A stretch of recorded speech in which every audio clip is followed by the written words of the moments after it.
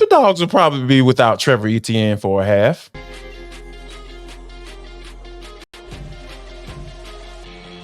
This is Locked On Sports Atlanta, and it's time for the Atlanta Football Party, only on Locked On Podcast Network, your team every day. Welcome to the Atlanta Football Party, your home for the best Georgia Bulldogs football talk. It's local insight you can't get anywhere but right here at Locked On. I'm your host, Tenitra Batiste, alongside me are Jarvis Davis and Brian Gebhardt. Now through September 22nd, all FanDuel customers can bet $5 and get a 3-week free trial of NFL Sunday Ticket from YouTube and YouTube TV. Visit FanDuel.com/LockedOn to get started. And the Atlanta Football Party is part of the Locked On Podcast Network, your team every day. So how can 15 take it next level? We'll discuss. And Dabo's done with the calls. We'll download on that too. But first, let's talk about what Kirby talked about Monday. So Brian, Kirby was silent on whether or not Trevor Etienne will be suspended for the game against Clemson as a result of Etienne's DUI in March. Last week, we did talk about whether or not Trevor Etienne should get suspended, but with the game just 5 days away, do you think Kirby Smart will let him play? I still don't know, T, but I think in my gut tells me he's going to sit out the first half. Like that's what I think is going to wind up happening. And it's going to be, it's one of those times. I mean, of course, it's the first big Saturday. We had week 0, but this is the first big one with week 1 where that 11 a.m. warm-ups, 11:30, everybody's going to be on Twitter trying to check out, okay, are they playing? Is he dressed? Is he in the things? Is he in full pads? Is he not? Is he, whatever it is. And there's a couple other guys like that too. But I think ultimately he winds up sitting out a half or even the entire game. But I do think there is some disciplinary action that winds up happening. And I've kind of gone back and forth on this, but I think it ultimately winds up being the first half for this game. Yeah, I have to agree with you. That's kind of where I stood last week, and that's where I still stand. Although we don't know, I'm just postulating. And for some reason, Jarvis, I woke up in the middle of the night, as I always do, and I was like, 31-17. And it's going to be 31-17 because, and I was like, why did that come to me? I said, because Trevor Etienne is not going to play the first half, and Georgia's going to get off to a slow start, but ultimately he comes back and they smoke Clemson in the second half. But for you, kind of what are the tea leaves showing you as far as what you think will happen with Etienne? Well, if you check out that athletic department conduct code, this is a level 2 violation for Trevor Etienne. Now, if he had been convicted of a DUI, that would have warranted a 1-game suspension. And, that's those are the rules and that's what they are. But however, Kirby Smart controls the playing time. So I feel like he's going to play. And I feel like it'll probably be like a first half type situation where he won't play and then come in the second half and do his thing. So that's kind of where I'm at with it because a lot of times when you think about looking at each situation differently and kind of what it is and how it works out. So I feel like that getting that not getting convicted of a DUI was really huge for him. They were able to work that out in the court system. So I feel like overall he'll probably miss that first half, like BG mentioned, and we'll be looking at him coming in that second half and kind of doing his thing. Yeah, and I think when you look at the fact, and that's a great point, Jarvis, about which level he ultimately ended up at, and with him receiving the 12 months of probation, the $852 fine, the $45 per month supervision fee, the community service, etc., I think that all says that, hey, there's some semblance of retribution that you have to pay. Like there's some penalty that you have to pay. And if there's a penalty from the law, there's probably going to be some semblance of penalty from Kirby, but it'll probably be meted out very, very lightly with that versus say an actual guilty verdict. Now, Kirby Smart also announced Monday, unfortunately, that Roderick Robinson is having surgery on his toe, Jarvis, and is week to week. How will not having Robinson maybe affect the game plan for the Dogs rushing attack? When you think about not having the leading rusher, returning to your team, that's pretty big. But when you think about it, like Kirby builds this team on depth, right? Especially at the running back spot. We know how he loved those backs, and I think that they'll be okay. I think they'll be fine because you have a guy like Branson Robinson returning. He's a guy that, got hurt in August last year leading into the season. And I know a lot of people were, upset because he played so well in the national championship game against TCU. So when you think about it from that aspect of it, he has just been a guy that can, come out there and be explosive and knows what he's doing and has been willing to just go through all of the rehab and all of this stuff. And Kirby even said it as such. He said the guy's just been continue to thrive and continue to be that guy that he wants to be. And he's exercised that patience. And now he's going to be able to get an opportunity to be able to put it on display and show and remind folks, hey, I can play some football too. And remind Brian that it's running back you at the end of the day. So there's always somebody churning in that room for you, GA. 100%. And Roderick Robinson, I'm glad. I think it's a smart decision on Kirby Smart's part to go ahead and have this surgery, to go ahead and do this. So this isn't something he was dealing with all season long. Just nip it in the bud, keep it moving. So turf toe works like that. So yeah. Yeah, sure. Exactly. And especially it hurts at any position, and every position in football is explosive and all that. But when you're a big guy like him and you're trying to push off and get there, that's only going to get worse and worse and worse and worse. So I think this is where the Etienne decision becomes so big, right? The fact that Roderick Robinson is out. So if you have no Roderick Robinson and you have no Etienne, you supposedly have a full go Branson Robinson, which I don't believe that he's a full go in the sense of here's the ball 25 times, Branson. So I think it's going to be a true running back by committee between Branson. And I also think you're going to see Cash Jones because he's pretty good at catching the ball out of the backfield as well. And then Nate Frazier's been turning heads in the summer in terms of just being able to get maybe a few looks here and there. So I'm curious to see how much he's used. And I think ultimately, and especially if we assume that Etienne's out in the first half or for the whole game, we're really going to find out which guy Kirby and Bobo trust the most to pass block because they're going to give Beck the ball to be able to do it. So you'll probably learn who they trust from that standpoint of, okay, this guy can do it. The one other wrinkle I could see, and it's something we've talked about a little bit in the summer, and there's whispers of it, is the idea of Dylan Bell being back there at running back for a handful of possessions. So I think that could happen too, especially maybe on third down to give that when we have that first 3rd and 3, 3rd and 4. Oh, okay, Dylan Bell's in the backfield because, again, they trust him, and then he has the ability to catch it out of the backfield and has running back experience. So I think it's going to be a full, true running back by committee on Saturday. I think Branson ultimately winds up getting the most carries in this game, but I think we're spread out. Georgia's going to be spread out between 3, 4, 5 guys on Saturday.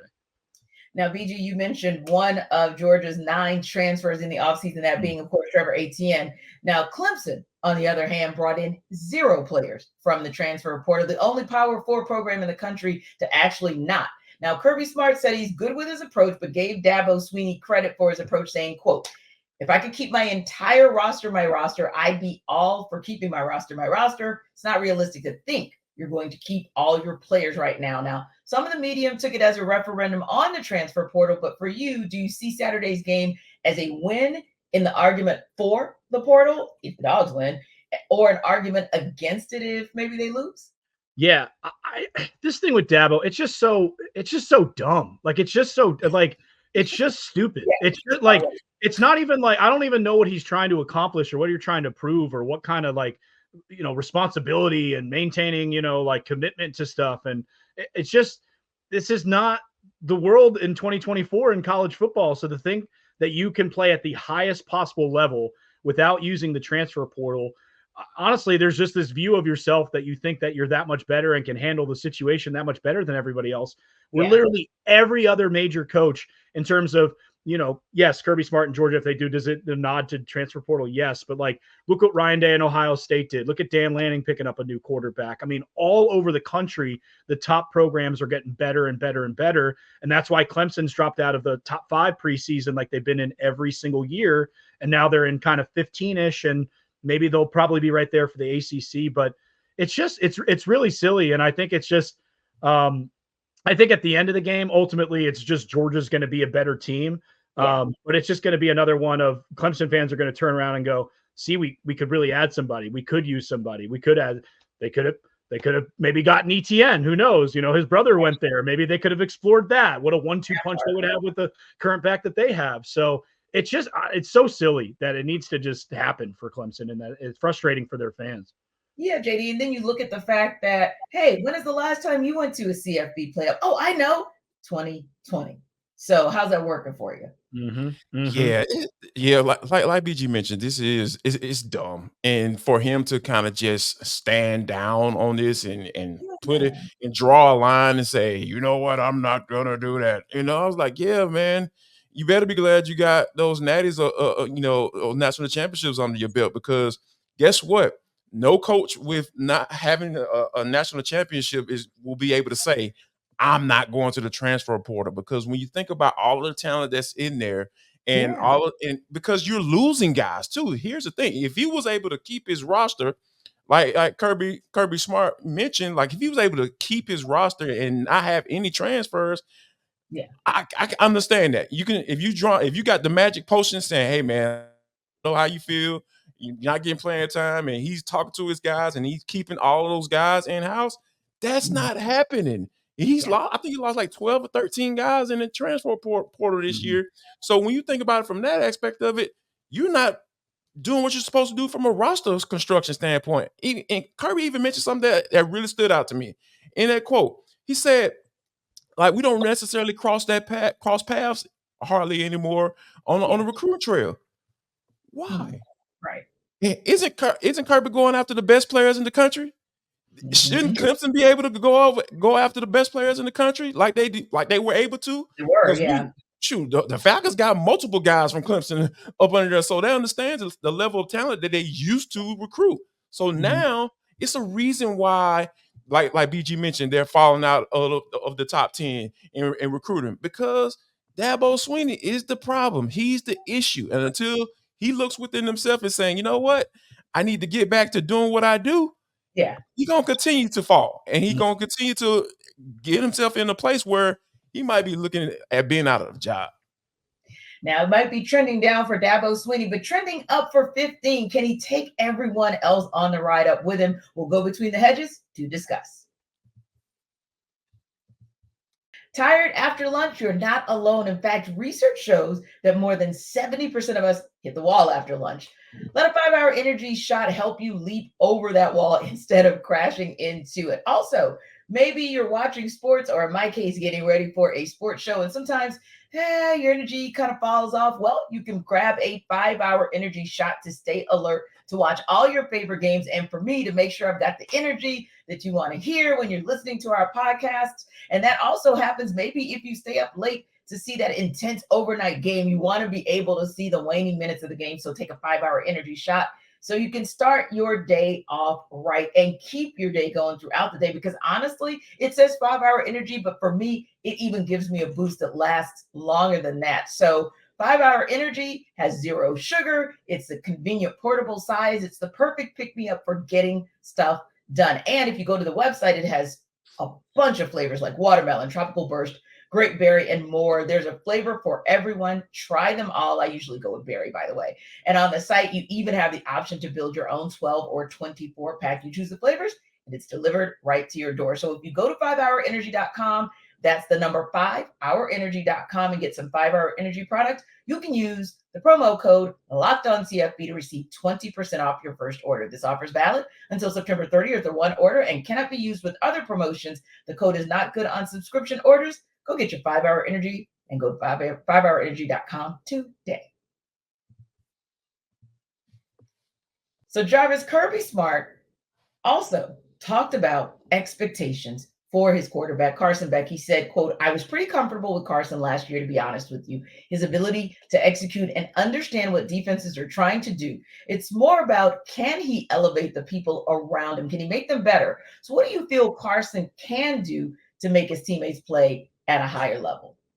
I think getting the ball out on time is going to really benefit him because when you think about, bring back guys back like Dylan Bell and Dominic Lovett, and and then you bring in your new guys in Kobe Young and London Humphreys and Michael Jackson III. So when you have putting essentially replacing a good number of your production from last year and the previous year, but you still have some type of semblance of a relationship with some of those guys. Mhm. I feel like getting the ball out on time and making sure that you're doing what you're supposed to do and getting the ball in your playmakers' hands is going to benefit them the most. Now, if you combine that with figuring out, we talked about the running back room and how it could be thin, may or may not be thin.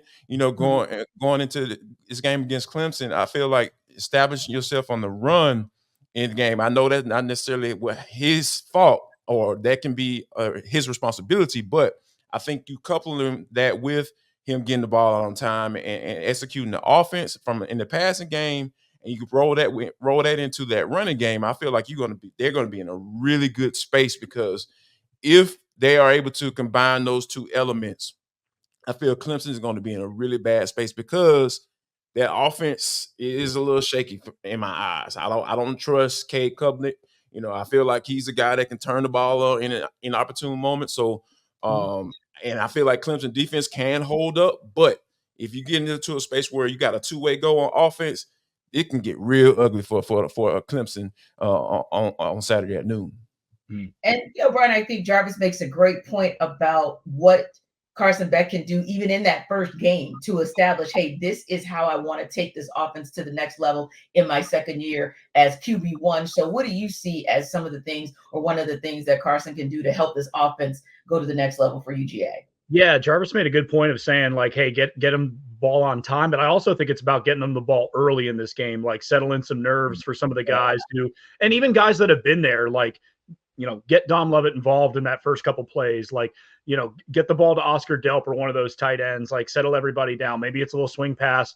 We know Bobo's going to throw a screen sometime on the first drive too. So that's going to happen as well. But I think it's just getting it out quick. Like, I think the simpler the game plan, the better initially here, because the offensive line has a great matchup against this defensive line. This isn't your typical stout Clemson defensive line of years past. They've got some good players on there, but they're not like what they've been over the last 5, 6, 7, even 10 years, or most of Dabo's run. So I think that idea is going to be pretty big. And it's also like, let Beck go. I know Jarvis talked about, maybe establishing the run. So I'll be curious to see what the offensive philosophy is in this game early on, because it's almost like, come out in that first 15, like, go after it. Let Beck let it loose. I'm not saying don't hand the ball off at all, but come out with the idea of let him sling. Like, if he's got 10 or 15 attempts in the first quarter, like, that's what it should be, and that's what it's going to be. And I think that'll settle everybody and have him going, because going into last season, even though Kirby made that comment about feeling comfortable, he did sort of have the training wheels on Beck early on, and I don't think that's going to happen at all come Saturday in Atlanta. And that's probably why you saw him in the season with, granted, almost 4,000 yards, but 24 touchdowns. There's an uptick that can go there. Just 6 interceptions. So that's a good look. But yeah, I think if you kind of establish him and let him know that although we're RBU, we really also want you to go after it and get after it, I think that would be a good look for him. And then that offense gets to follow. So now time for our favorite moment of the show, the Mike Hill moment. Kirby Smart responded. Yeah, we need a sounder for that, right? So Kirby Smart responded to a question on Michael attacking the position change and said, quote, he's not really at a new position. He worked last year at outside linebacker in the individual period, and he worked with the defensive line. Those two are like a mirror. He can cover and play people, but one of the best, most rewarding qualities is his rush, and we want him to be able to rush. So for you, JD, what else makes Michael that versatile?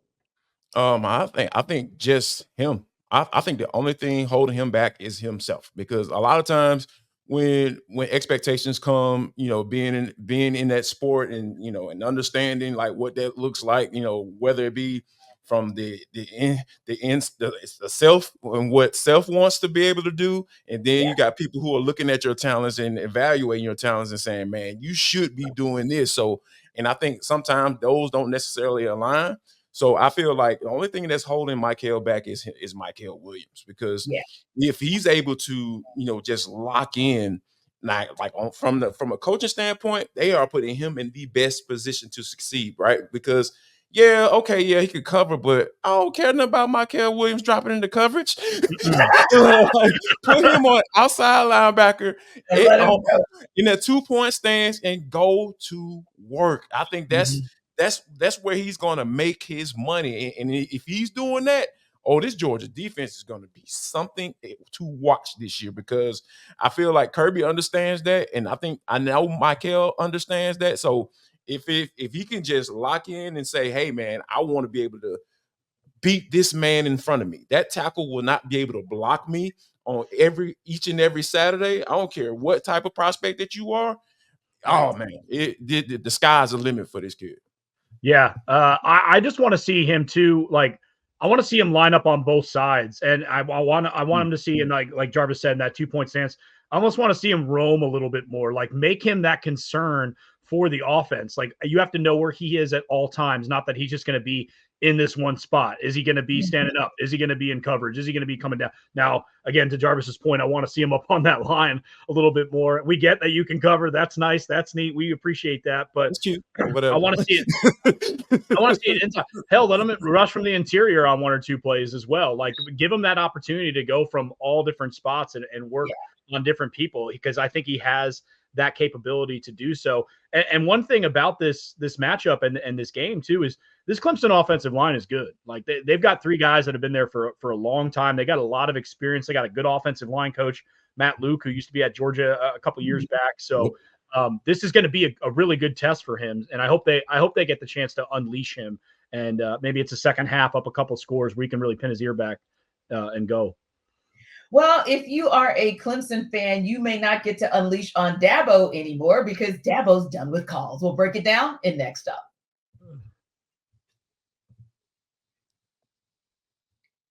This episode of the Atlanta Football Party is brought to you by Ultimate GM and Ibotta. Hey, Locked On Bulldogs fans, I want you to take a moment to give you a heads up on a brand new mobile game I think you'll love as much as I do. It's called Ultimate College Football Head Coach. Get this. It's an amazing game and a simulation where you get to step into the shoes of Kirby Smart and lead your college football program to glory. Can you imagine actually being the head coach of the Dogs? From recruiting players and hiring coaching staff to overseeing training camps and handling school scholarships, you control every crucial detail of your program. It's all in your hands. So will you be able to handle the pressure? And here's what I really love about the game. You're responsible for calling offensive plays during the game. So you heard us. We were just talking about Carson Beck. Think about if you could call plays for Beck. Your strategy will not only determine the success of your football season, but it will shape the future and legacy of your program. Now, Ultimate College Football HC is completely free, has no ads, and is 100% playable offline. So you can play on the go as you want and when you want to. And of course, we have a special offer for Locked On Bulldogs fans. Use the promo code LOCKEDONCFB, all caps, inside the game store to receive a free boost to your program. To download the game, just visit ultimate-cfb.com or look it up on the app stores. Ultimate College Football HC, begin your coaching legacy today. This episode of our Atlanta Football Party is also brought to you by Ibotta.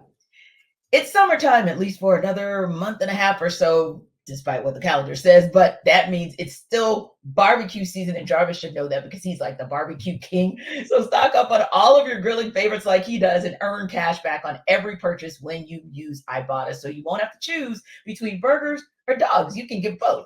Now, Ibotta is a free app that lets you earn cash back every time you shop. Earn on hundreds of items from groceries to beauty supplies, even toys. So you can make sure you're beating inflation no matter what you're purchasing. The average Ibotta user earns $256 per year. That could cover the cost of an entire shopping trip, that flight you've been eyeing, or the fancy dinner you've been craving. So right now, Ibotta is offering our listeners $5 just for trying Ibotta by using the code LOCKEDONCOLLEGE when you register. Just go to the App Store or Google Play Store and download the free Ibotta app to start earning cash back and use code LOCKEDONCOLLEGE. That's IBOTTA in the Google Play or App Store and use code LOCKEDONCOLLEGE.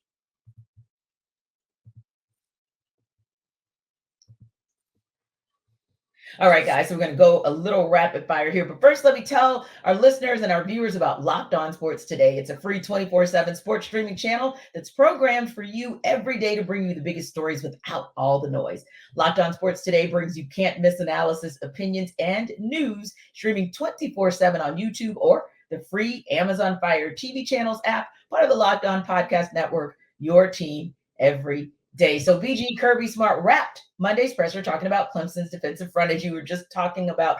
We were talking about a little bit earlier, and the downhill style of their running back, Phil Maffa. So what for you is the biggest threat Georgia has to prepare for for Clemson, or in other words, Clemson beats Georgia if what?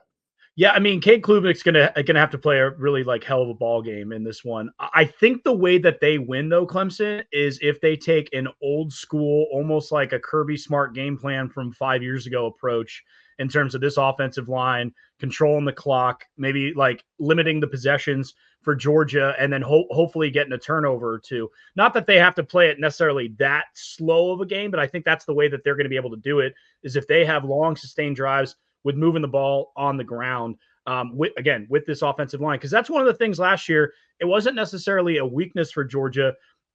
The run defense just wasn't as absolutely elite as it had been in years past, the couple years going back before that, because the defense just wasn't at that level. And I know that's going to be an emphasis for Kirby coming in. We want to get back to being one of the best, if not the best, at stopping the run against everybody in the country. So I think for Clemson, if they're able to run the ball, control the clock, limit the possessions for Georgia, that's going to be their best path to victory. Jarvis, Clemson beats Georgia if they can able to convert on third downs and get off the field, against Georgia offense, because Georgia was the best in the country in both of those categories. So if they are getting Georgia out of their element as far as being able to get off the field, on third downs and convert third downs, if Cade Klubnik is out there converting third down passes on 3rd and 7 and 3rd and 8, like that, is the Bulldogs might be in trouble. So I feel like if they're getting Georgia out of their own element, being able to sustain drives, and also being able to get off the field on third down, I feel like that's the only way I feel like the Clemson will be able to do it, because taking the air out of the ball, like BG mentioned, I feel like Dabo's probably coming into this game saying, hey, if we can get a win 10-3, like the Bulldogs got in 2021, he will take that and take that to the bank for sure. Exactly. And what about you, JD? Conversely, Georgia beats Clemson if? Well, I'm kind of on the same boat with BG when he talked about it earlier in the pod when he was talking about how letting Carson Beck do his thing. I really feel like he needs to be able to make a statement. I feel like this is a statement game for Carson Beck, because we talked about the preseason Heisman hype, and there have been some rumblings that Georgia is potentially going to financially back that, push that. When the last time we seen that, if ever, when you talk about a Heisman candidate, right? So started and really pushing that towards that. So I feel like Carson Beck, if he can let this be like his coming out party, oh man, Georgia is going to roll this team. I feel like, seriously. Yeah. I like.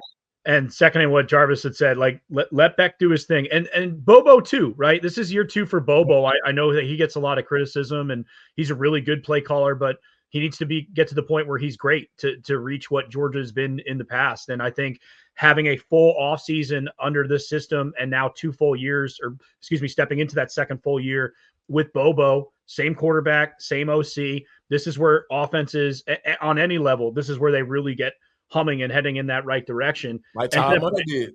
Same thing. Yeah. Exactly. And to Jarvis's point on the Beck with the Heisman, this is their one big game until Alabama later in September, right? Because this is like Georgia's going to be on the stage. It's the first game. It's 12 o'clock. Everyone's going to be watching. And then no one's going to check in on any Georgia game until September 28th when they play at Alabama. It's going to be Texas and Michigan. It's going to be Oregon. Like all these other games are going to be going on. So go ahead and get your guy out there in front.